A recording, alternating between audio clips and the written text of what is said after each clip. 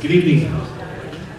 Welcome to tonight's event, the latest installment of the New Mexico State University Climate Change Education Seminar Series. My name is Renee Romo. I'm a field representative with the Office of Senator Tom Udall. It's been my privilege to work with the faculty and staff at New Mexico State University in planning and organizing this speaker series, which has been going on for about a year and a half now. Tonight's talk focuses on how climate change affects global and national security concerns. We're pleased and privileged to have tonight's speaker, retired U.S. Navy Vice Admiral Lee Gunn, a member of the Board of Directors of the Washington, D.C.-based American Security Project. The title of Gunn's talk is Climate Security, Threats and Responses at Home and Abroad. Gunn has served as president of the Institute for Public Research at CNA Corps in Alexandria, Virginia. CNA, which also encompasses the Center for Naval Analyses, is a nonprofit, nonpartisan research and analysis shop that generates reports to advise policymakers on critical issues of the day. Admiral Gunn is vice chairman of CNA's Military Advisory Board, which was convened in 2006 to study the implications of climate change from the perspective of national security. Admiral Gunn asked me not to go into as many medals, so I won't.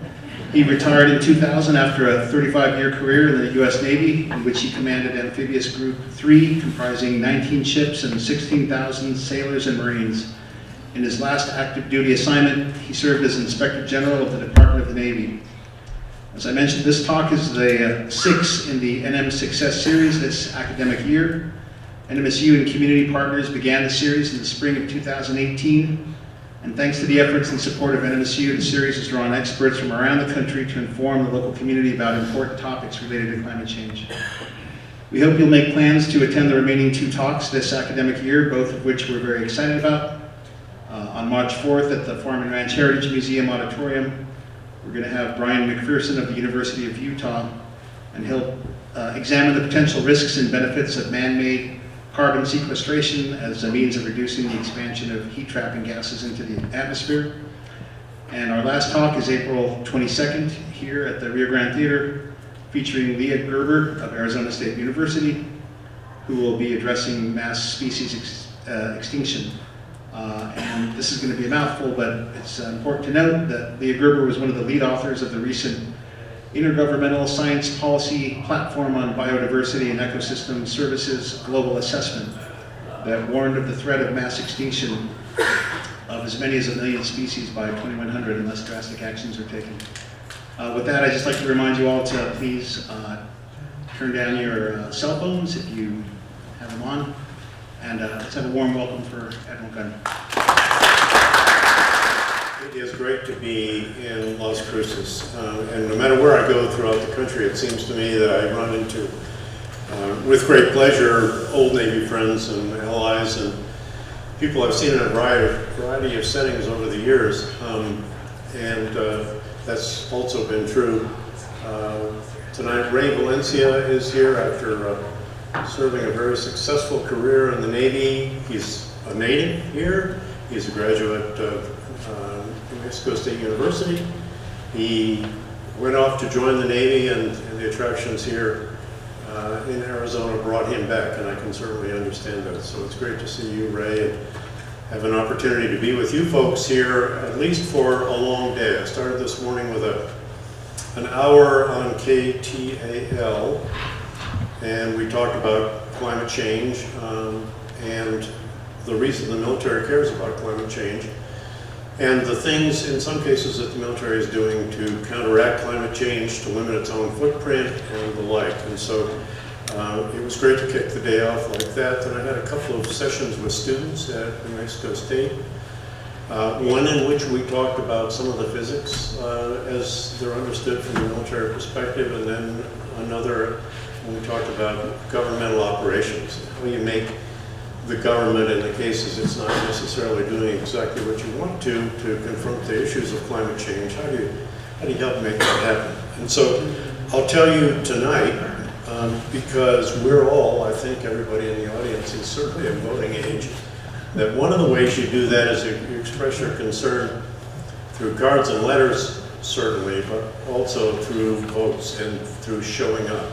And one of our concerns now is those former Navy folks, former military folks who comprise the Military Advisory Board at CNA or the board at the American Security Project, is that the young people for whom this is the most consequential issue in their futures, in the remainder of their lives, that the young people just are not yet mobilized to the degree they should be to make sure that their voices are heard, their concerns are registered, and the changes that they need to have brought about do come about.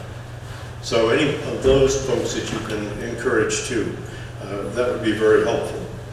I'd also like, as we get started, just to note that across the years, 39 years since from my retirement, from my enlistment to my retirement, I served with wonderful Americans, mostly young Americans in uniform, all the services of the nation. I was blessed every day to work for incredibly young people who dedicated their lives, however much of them they chose to spend with us in the military, dedicated that portion of their lives to making the nation safer and to making the world around them better. And so we're going to talk a little bit about some of those things that the men and women in the service have done. But I did want to note that I understand that 4 days ago, Sergeant First Class Antonio Rodriguez was taken from us on the front lines, doing some of those things that he thought and the nation thinks would help make it better in the Middle East.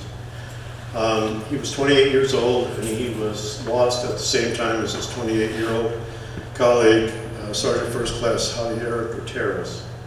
And I think we need periodically to be reminded as the number of casualties and the sheer horror of events in the Middle East begins to subside a little bit. We need to step back and remind ourselves that there's a genuine human cost to what we do overseas.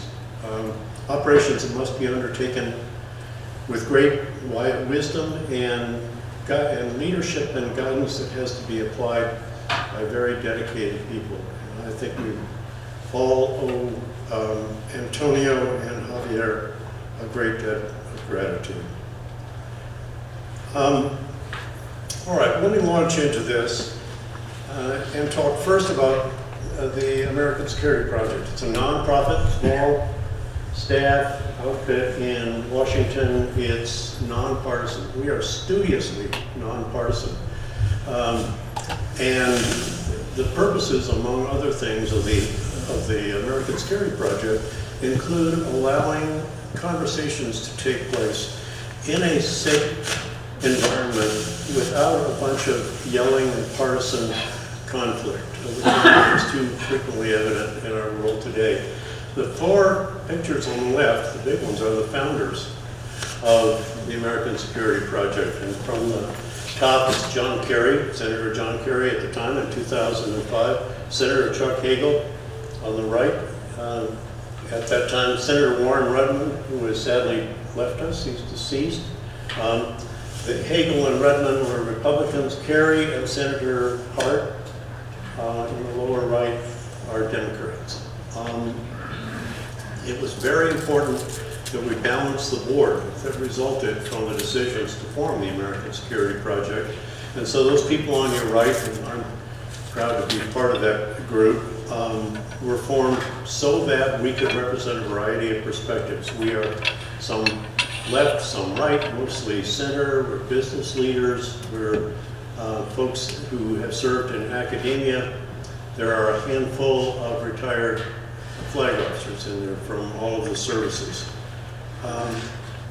The issues that we formed to discuss with others and to provide a place for discussions about to take place were, in general, nuclear non-proliferation and nuclear weapons, counterterrorism, energy security, climate security, and all of the associated topics.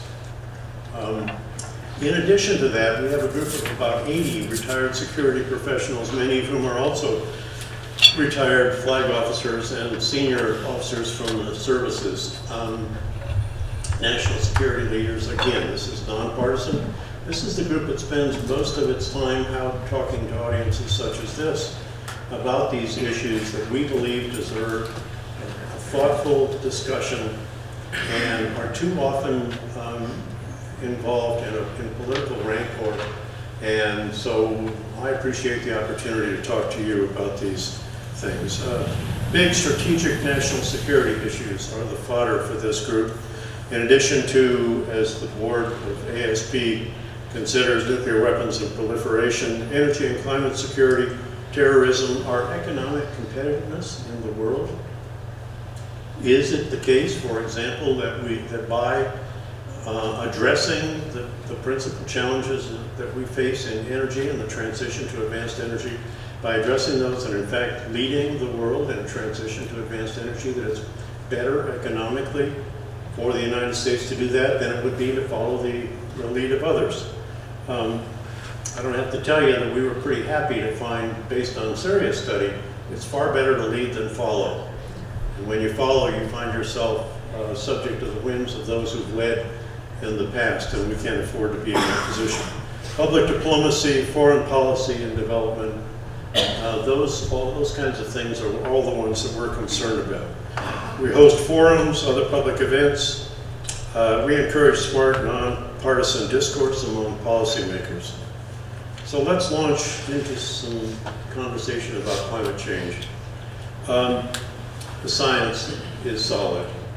The climate is changing, and the vast majority, if not all, of the reason for the change and for the rapidity of the change is human activity on the face of the planet.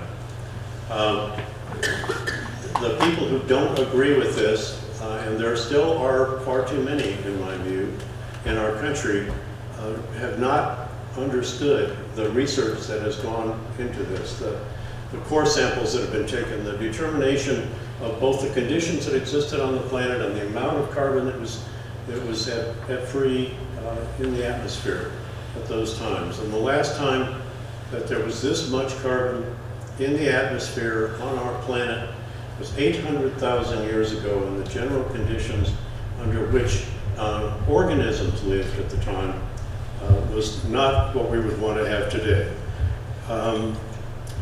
In addition, what's given too little discussion is what's happening to the oceans, because we understand the sensible heat that is afoot around the world. We understand the measuring of temperatures in the atmosphere and at the surface of the planet, but the oceans are absorbing about 93% of the excess energy that's being trapped on the planet by this increasing amount of CO2 in the atmosphere.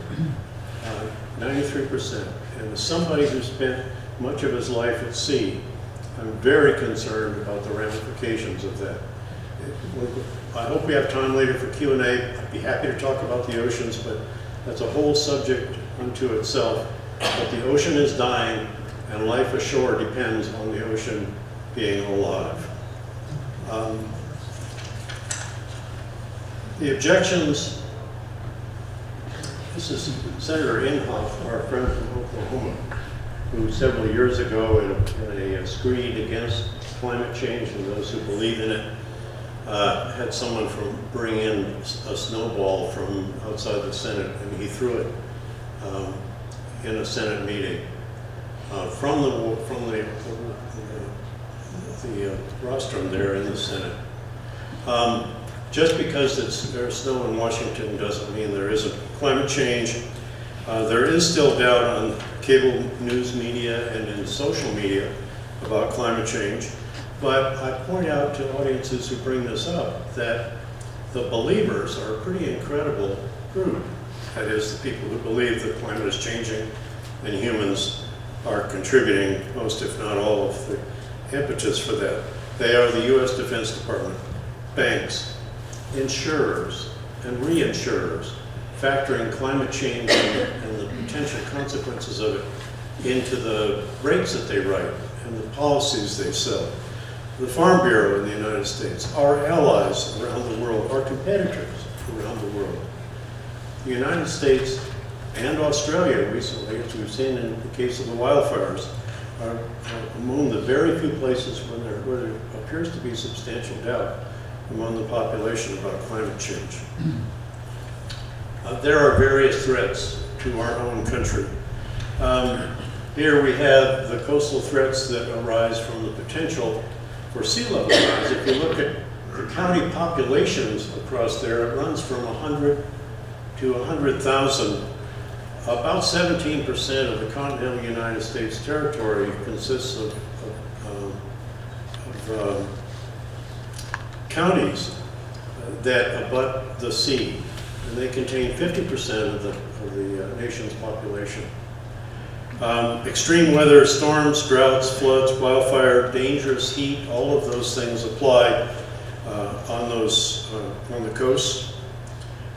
Millions are on the path of storms and sea level rise, and we feel that directly in the military, in addition to being concerned about it for our fellow citizens. Some storms.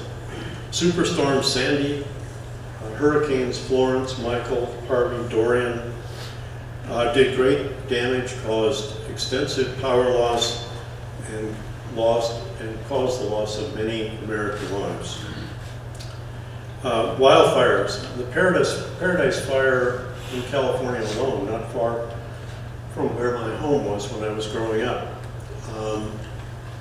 displaced 200,000 people, destroyed the city, 1 million lost power, and many in California still now periodically lose power because Pacific Gas and Electric, the principal utility provider in California, feels the need, based on the age of its infrastructure and its failures so far, periodically shut down large portions of the distribution grid in California to prevent the kind of wildfires that happened that we're talking about. The financial toll on businesses has been incalculable. There are threats to agriculture as well. And large parts of the nation are already experiencing changes in not only the climate, but in the patterns of rain and dry spells, especially. New Mexico experiences these things too. The snowpack has decreased, and therefore there's a decrease in the water in the flow of the Colorado River.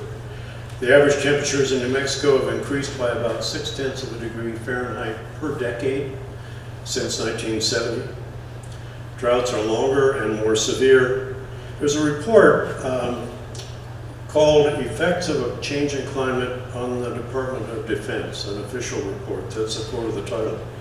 And it says that White Sands is one of the few bases that are, again, quote, vulnerable to desertification, which accelerates erosion and increases soil fragility, possibly limiting future training and testing exercises. So right here on an important military installation and activity, right here in the Pacific, in the American Southwest, it's resident in things that matter to the military, matter to military readiness and preparedness. And for New Mexico's Air Force bases, higher temperatures and humidity can impact for aircraft operations. Their lift capability reduces load or increases fuel use, or in some cases aborts missions. Commercial aircraft operators have ceased to operate during certain periods in the Southwest just due to the heat. The National Defense Authorization Act for 2020, the one that governs the fiscal year that the Defense Department is in right now, does a couple of things that are important changes. It specifies for all of the Defense Department development of climate change adaptation plans and dedicated budget lines for adaptation and mitigation of climate change. The reason that's an important thing for me to mention here is that, in my view, part of the reason that it's not easy to see the kinds of activities, important positive things that are underway in the Defense Department is because in the current political environment in Washington where I live, that it's important to get things done But if you're getting things done that might not be politically popular, you'd like to not talk too publicly about them. But I'm here to tell you, the Defense Department already is in the lead in the federal government in terms of addressing, understanding, researching in climate change, its future effects, and the way that the Defense Department has to adapt to the changes that can't come about and contribute to the changes that otherwise can. Climate affects readiness in very real ways for the Defense Department. One of the things that most of the installations DoD runs in the United States do is generate readiness. Now, there are a couple from which actual combat operations overseas are conducted. A good example of that is Nellis Air Force Base. And drone operations in the Middle East are conducted from Nellis in Nevada, as well as from a couple of other places. But mostly what happens in the continental United States and in Alaska and Hawaii with regard to military installations is their function is to generate readiness, to train troops, to equip troops, who ensure that whatever the intended missions are for the unit, that it's tailored in particular to be able to conduct that mission. That requires a lot in the way of open training areas. And a number of training days are valuable. It's valuable currency in the business of generating readiness. Wildfires, floods, droughts, desertification, all of those things have closed major training areas for the U.S. military recently for days far longer than used to be the case. In southern Louisiana, there's a jungle training area that the Army operates, where the number of training days have been reduced pretty dramatically because of flooding, at the same time as the northern Nevada aircraft live fire ranges have been closed for so much of the time because of the drought and because of conditions that are conducive to wildfire. Frequent and more extreme weather, and then of course absolute heat. It's true that in the Middle East, the conditions that soldiers and Marines and sailors and airmen face on the ground can be very demanding and can be really difficult to contend with in terms of heat. But those same conditions in the United States have to be managed very carefully so that the training can still be accomplished. And what they call black flag days, when it's not acceptable to train outside, have become increasingly frequent.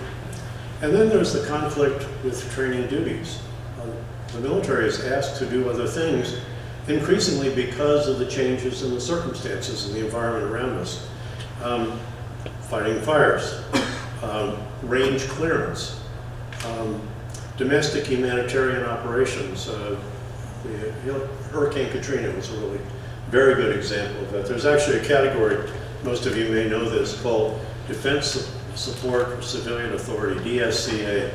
And that is an authorization that the President issues to allow the Defense Department to assume duties in response to a request from a governor or some other statutory authority.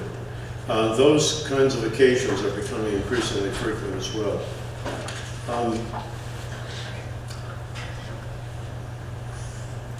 There's more to this, and it's not only the bases and activities in the U.S. that are being affected. Of course, bases and activities operated by the Defense Department around the world are. In addition to worsening storms, high heat, sometimes it's too hot to fly, and I'll talk a little bit more about that later. I already mentioned it with regard to White Sands.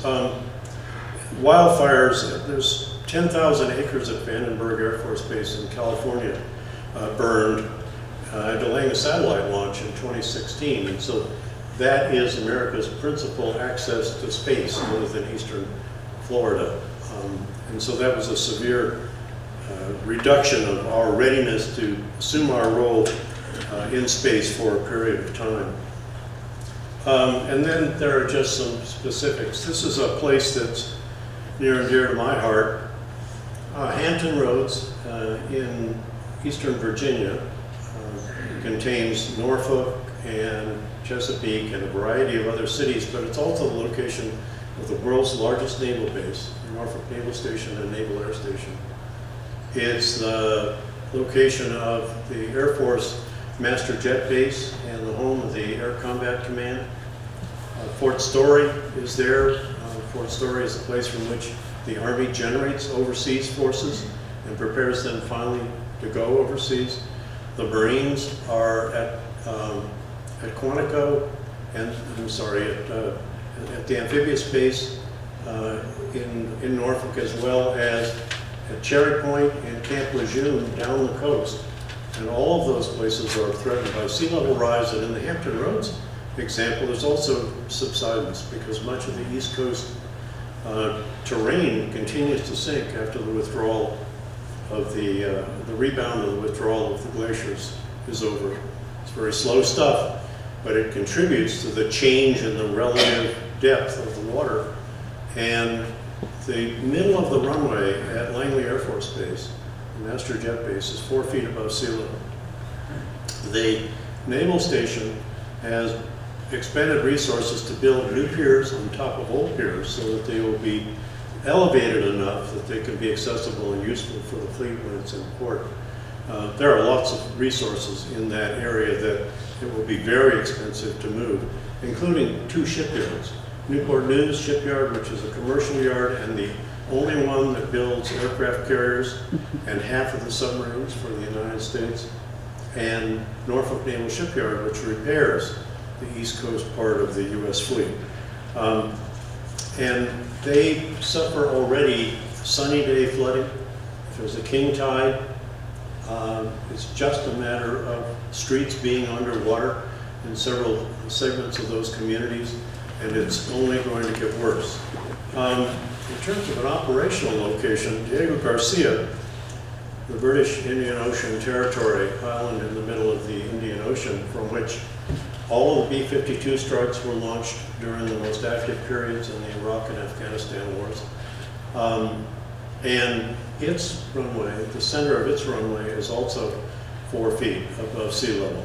Unfortunately, Diego Garcia is close enough to the equator that it doesn't provide a target for the formation of cyclones and typhoons, which are the terms applied in that hemisphere to what we know as hurricanes. But still, any modestly severe weather can flood the runway and make military decisions about mission effectiveness subject to the vagaries of the weather. I mentioned Camp Lejeune earlier. Camp Lejeune is where the Marines do all their basic training on the East Coast.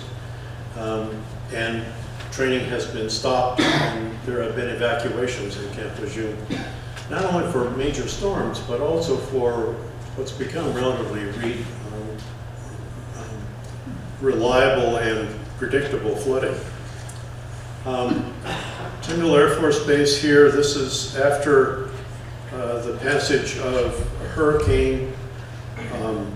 The F-22s, the stealth, the 100-plus Air Force stealth fighters, most of them were based at Tyndall. Most of them were evacuated, were flown out in advance of the passage of the storm. Not all of them could be, because some were in repair and not flyable.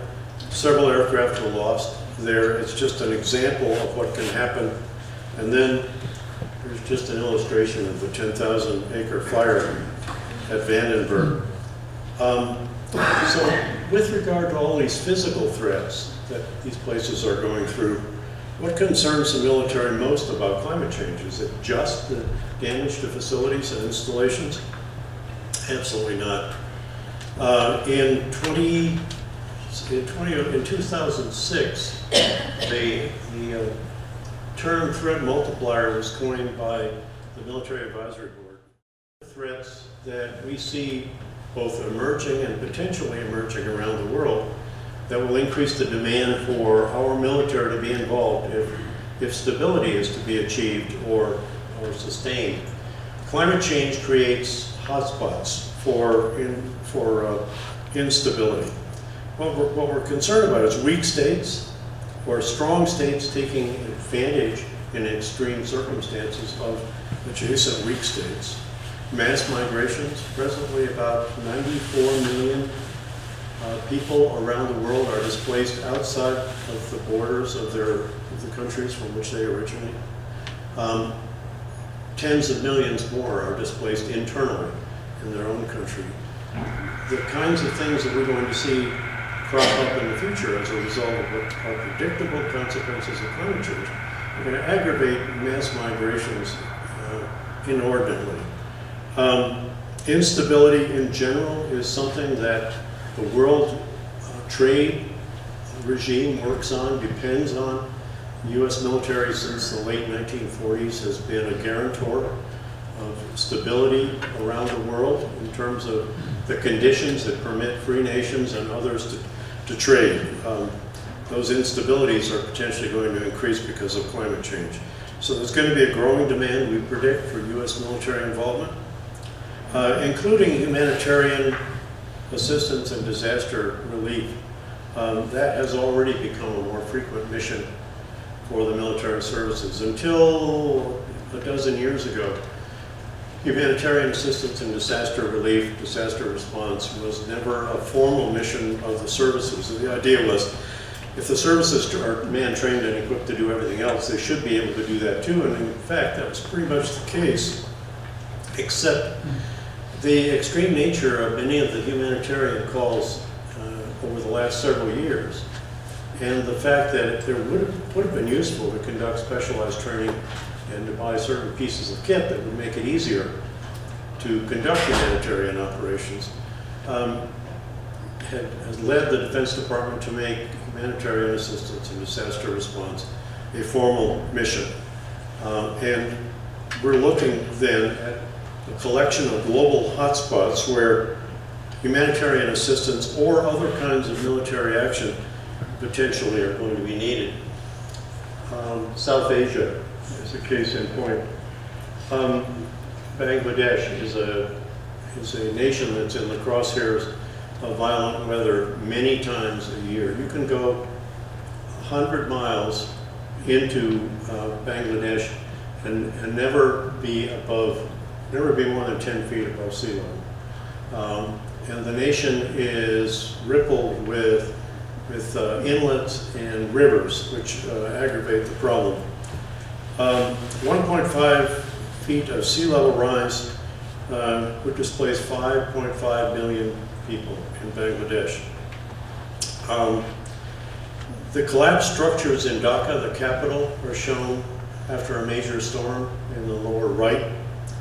In the upper right is something I'll come back to again in a minute, but the Indian government has built a border fence along this northern border, along the border that it shares with Bangladesh, to keep the people of Bangladesh in.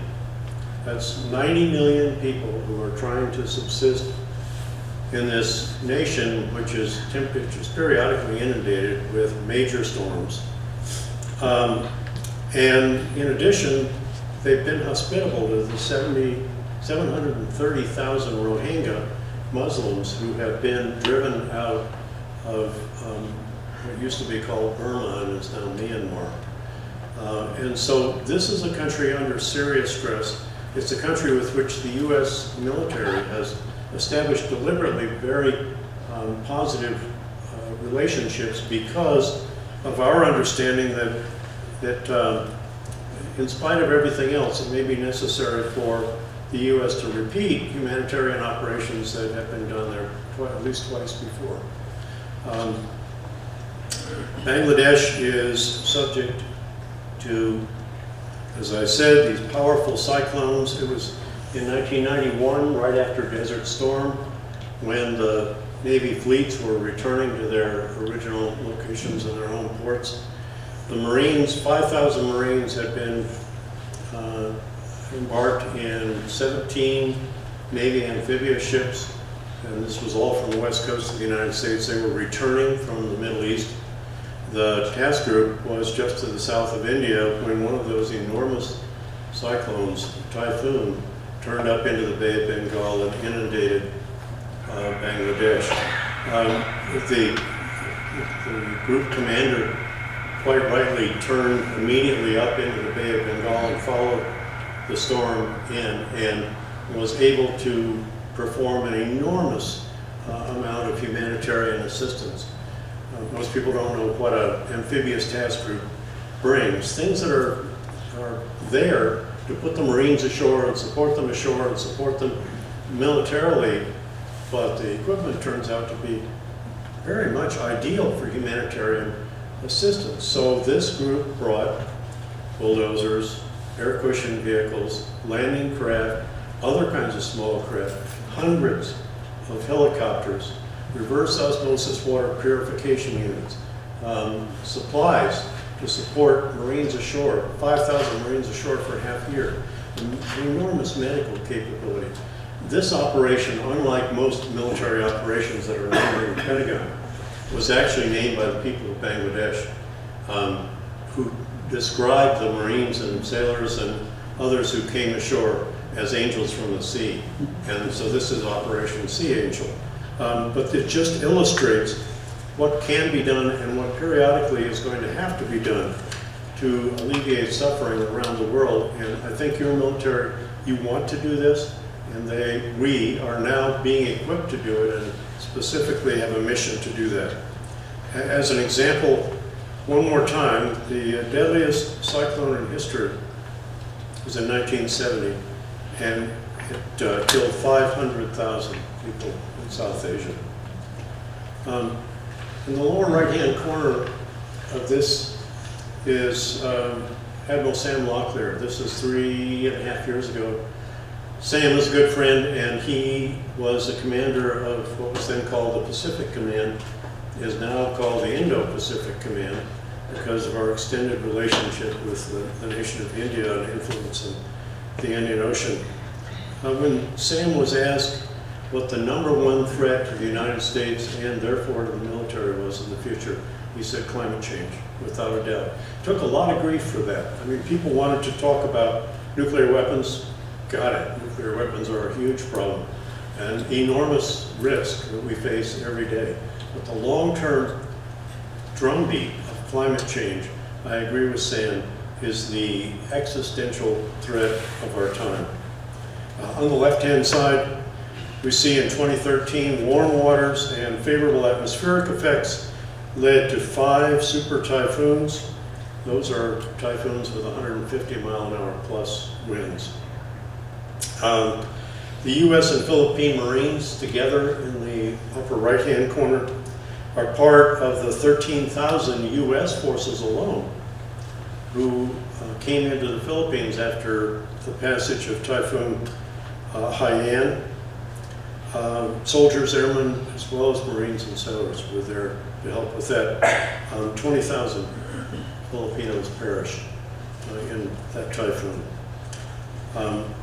There have never been in previous recorded history 5 super typhoons in 1 year. In the Middle East, we've all been focused to one degree or another on the Middle East for a long time.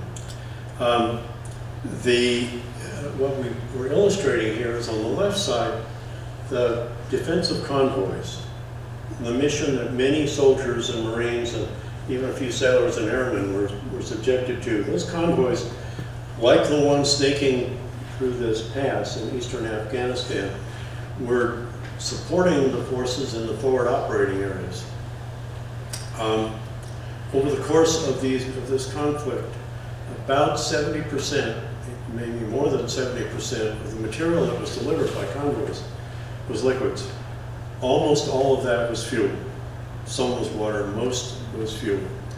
And 2,300 U.S. casualties resulted from the defense of convoys. Imagine if you're a Taliban commander and this is the target that you have to operate against, and you know the territory well and you have the equipment necessary to navigate it. Well, that's the situation that we subjected ourselves to. So the climate change has magnified the conditions that we face in general around the world, but our need to sustain ourselves in a way that is very much the same as it was 50 years ago in fighting the war in terms of logistics is not something that we want to continue to be tethered to. There's a kind of amusing story the Commandant of the Marine Corps in about 2005, as Marine Corps commandants are wont to do, good for them, ask every Marine in a general message if he or she had an idea or a suggestion or a complaint about something that was needed to be done, and the headquarters wasn't doing it, just tell me, the general said. I'll make sure it gets attention. Well, some bright young second lieutenant platoon leader in Afghanistan, taking the bait, says, Commandant, I want to remind you that when my troops go on patrol, they carry 110 pounds of kit in these conditions, and that they do that for 5 or 6 or 8 days at a time outside the wire. And a lot of that, perhaps half of that kit, is batteries. And the reason we carry so many batteries is because we're going to be out of contact with any place where charging can be done. And my troopers have complained about that in letters to whom? To their mothers.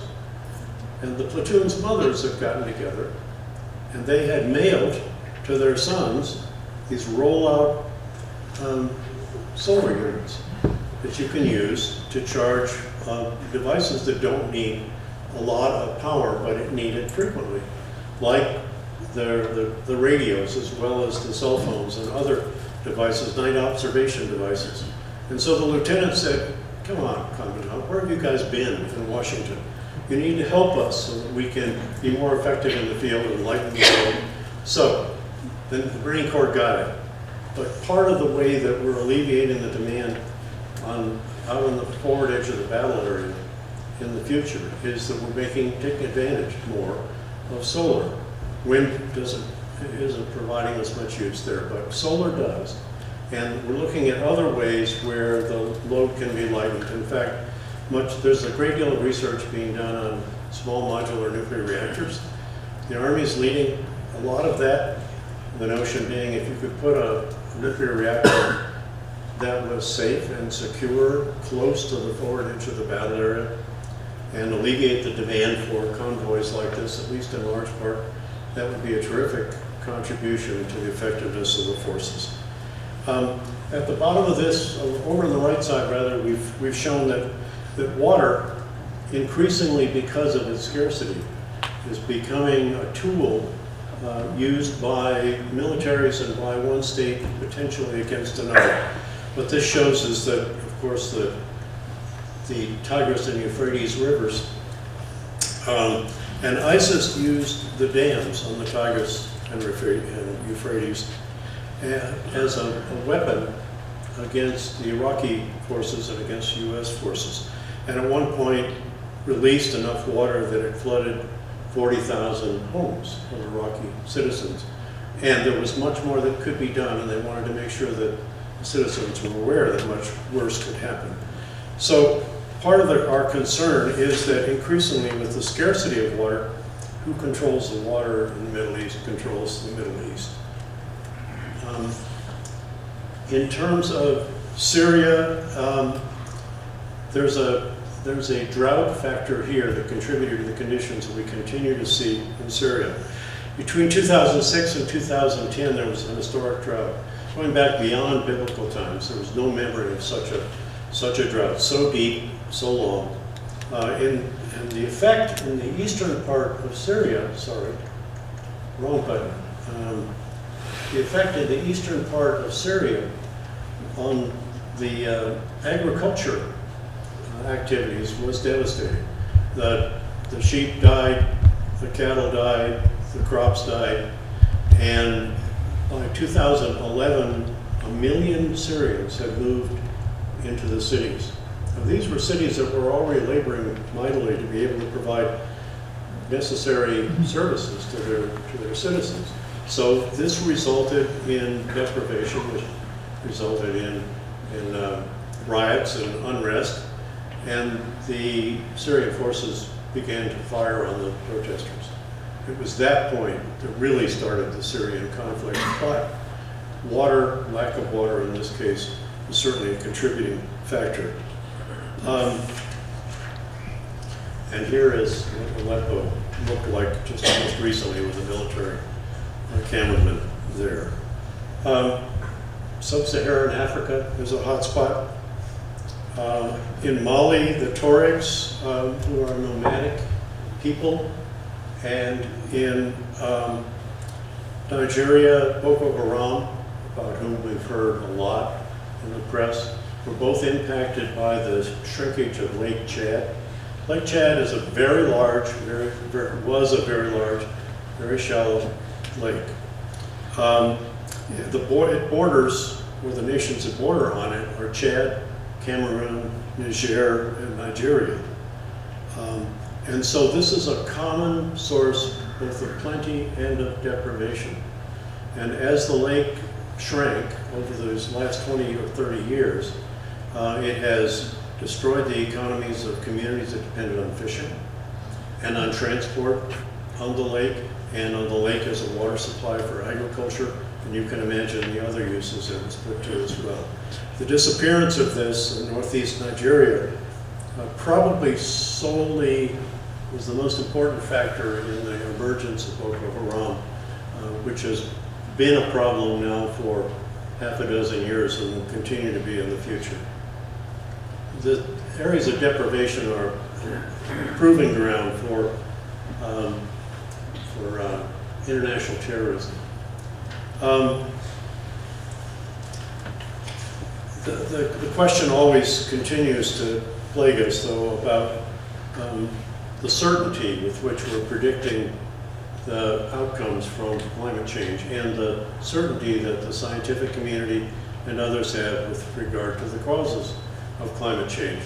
The first climate change study done by the Military Advisory Board was 06 and 07, and it was led by General Gordon Sullivan, who until 2 years earlier had been the Chief of Staff of the United States Army. And General Sullivan, when he was asked about the certainty and the importance of certainty in determining whether it was necessary to take certain actions or not, said that, okay, we admit that there are, particularly with regard to climate predictions, that is consequences, not causes, but consequences. We're not certain what's going to happen. But the military can't wait for 100% certainty. In the battlefield, waiting for certainty means it's already too late to act.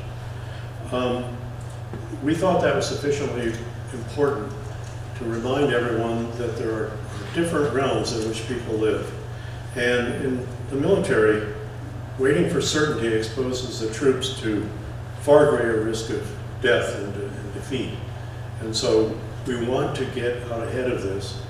And as I think I mentioned earlier, I can tell you that the Defense Department is working hard on these issues in a way that you'd be very proud of. A couple of additional actions on that, and then we will begin to wrap up.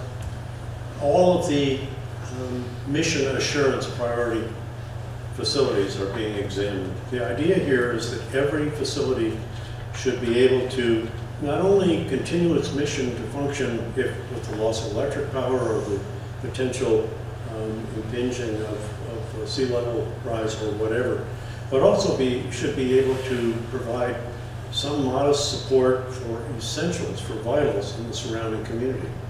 Because I've heard the term used for military, for establishing resilient military installations. People have said, well, that means you're going to island the installation. And I think that's exactly wrong, because no one is going to be able to continue to operate from an installation which is completely cordoned off from its surroundings, where most of its people live, from which its supplies come, and which other kinds of support it needs have to emerge from as well. But here is some of the scheme that they're going through to look at the potential for this. 18 U.S. military installations on the east and Gulf Coast of the United States are under immediate threat from sea level rise. The Government Accountability Office, oh, what have I done now? Help! Good, we can start over. Don't push the escape button. You actually end up escaping. Okay, let's keep going here.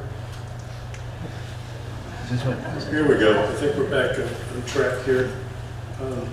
500 installations worldwide are under some degree of threat. There's lots of room. I guess that the positive way of looking at this is there's great opportunity for improvement here with regard to facilities resilience. The Defense Department owns nearly 300,000 buildings, 1.9 billion square feet of real estate. 30% of the energy used by the Defense Department, and the Defense Department is the biggest single user in the federal government, biggest single user in the United States. Even though that only amounts to 1.5,